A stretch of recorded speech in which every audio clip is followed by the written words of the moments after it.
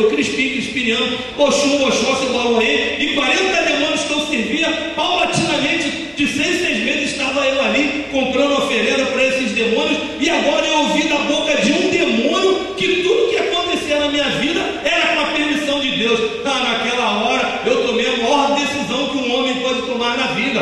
Às vezes a gente, como ser humano, tomamos várias decisões para comprar, para vender, até para matar, para roubar, para se prostituir, várias decisões, mas a maior decisão que eu creio que eu tomei naquela hora foi romper décadas de uma tradição, de feitiçaria, de uma tradição de ocultismo, de uma tradição de fazer maldade, de tirar a vida dos outros, de pagar promessas, pagar boi, matar bode e fazer tudo que era errado. E naquela hora eu rompi com a tradição. Essa daí é algo que a gente toma de decisão, que marca a nossa vida quando a gente rompe com a nossa tradição. Às vezes muitos dos irmãos não passaram pelo mesmo problema que eu, de ter vivido no tráfico de drogas, ter vivido no roubo, na feitiçaria, mas teve que romper com uma coisa. E ao romper com um cordão umbilical daquilo que te prende, seja lá a situação qual for, quando te leva ao encontro daquilo que pode amenizar a tua situação, com aquilo que pode resolver os seus problemas,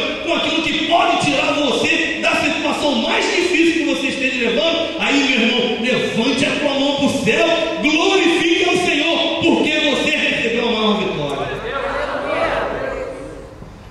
Ela falou, Deus te permite todas as coisas, e eu falei assim, então a partir de hoje não quero mais nada contigo. Aí ela agora me incorporou outro espírito, saiu aquele Maria Mulão, e entrou o Exu com um nome e outro lá, que nem vale a pena falar o nome desse Exu, e ele falou assim para mim, você sabe quem fala contigo? Eu falei assim, sei. Sabe o que eu vou fazer com você? Eu falei assim, o que você vai fazer eu não sei, pode fazer tudo, mas hoje eu não quero mais nada com você. Muito bem, irmãos, eu não sabia aonde procurar para debater contra aquelas entidades. A minha vida, que até então era uma vida estabilizada, eu professor de educação física, eu trabalhando, com um futuro promissor, eu estava cotado para ir para a Arábia, para ser preparador físico na Arábia, e num determinado momento eu entro dentro de uma gravadora para participar de uma gravação, e ali me ofereceram uma situação que eu nunca havia feito uso, e agora eu estou perto de quem faz uso, e eu tenho que fazer também. E aí me apresentaram a cocaína.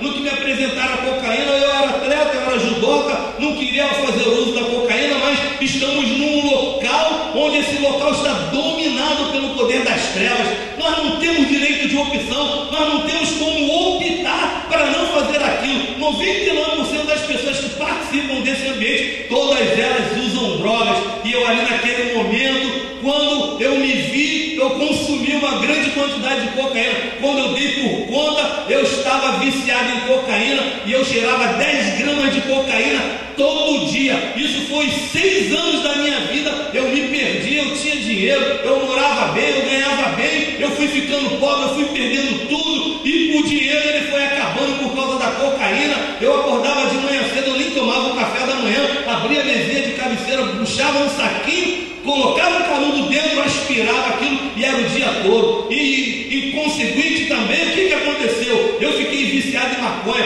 todo dia 20 baseados de maconha. A maconha não destruiu, a cocaína não destruiu, e agora o diabo falou assim, ele tem que morrer. Me colocou no vício da cocaína, eu não morri. Me colocou no vício da maconha, eu não morri. Aí me colocou no vício do álcool, fiquei alcoólatra, bebia quase toda noite uma garrafa de uísque. Mas pasmem vocês, glorifiquem ao Senhor, porque aonde superabundou o pecado, vai ter que superabundar a graça do Senhor. Eu glorifico ao Senhor, não tenho nada contra a clínica de recuperação. Eu, pelo status que eu tinha da minha vida como artista, eu fui levado ao psicanalista, eu fui levado ao psicólogo, eu fui levado ao psiquiatra, para que eles pudessem dar jeito na minha situação. Então me entupiam de outras drogas, e eu fui ficando viciado naquelas drogas também. Mas teve um detalhe importante, esse detalhe ele é inconfundível, eu não posso deixar de mencionar esse detalhe. O maior detalhe da vida do homem foi quando eu entrei dentro de uma igreja evangélica. Quando eu entrei dentro da igreja evangélica,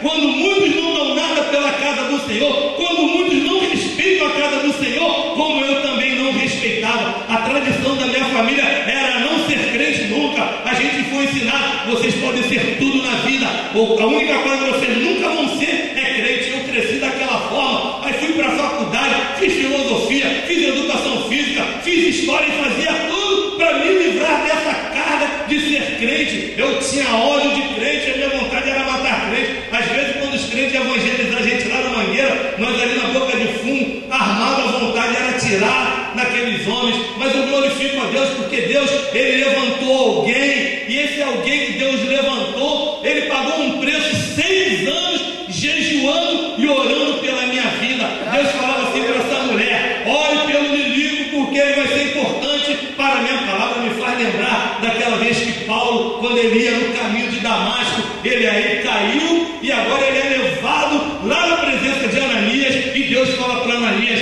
ore por ele, porque ele vai ser importante para o meu evangelho. Ele vai sofrer. Eu estou quase igual Paulo também, irmão, não tão quanto como Paulo, mas estou chegando assim ao pezinho de Paulo na área do sofrimento. Tem sofrido, mas sofrido resignado e glorificando ao Senhor. Vou passando pela prova, dando glória a Deus. Glória a Deus, aleluia. Vou na prova dando glória a Deus, meu irmão, e eu glorifiquei o Senhor. Como eu agradeci ao Senhor por ter tomado essa atitude quando eu entrei na igreja. Mas para ficar na igreja foi um caminho muito longo. Muito bem, quando terminou tudo aquilo ali dentro de casa, naquela semana eu viajei para os Estados Unidos, e realmente lá nos Estados Unidos aconteceu além daquilo que eu havia programado.